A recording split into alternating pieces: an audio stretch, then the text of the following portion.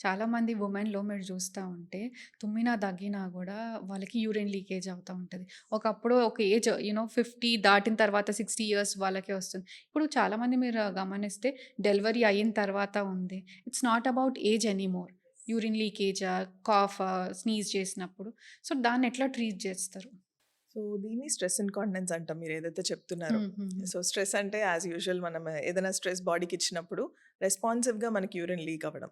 అది హుహుహు. మీరు చెప్పినట్టు దగ్గితే, తుమ్మితే కాకుండా నార్మల్‌గా వంట చేసుకునేటప్పుడు కూరగాయలు ఇక్కడి నుంచి అక్కడికి షిఫ్ట్ చేయడం దగ్గర నుంచి, కింద నుంచి పైకి లేవడం, ఆ! పిల్లల్ని ఎత్తుకునేటప్పుడు, ఓకే. ఆల్ ఆఫ్ దీస్ ఇవన్నిటప్పుడు గూడా యూరిన్ లీక్ అవుతా ఉంటదనమాట.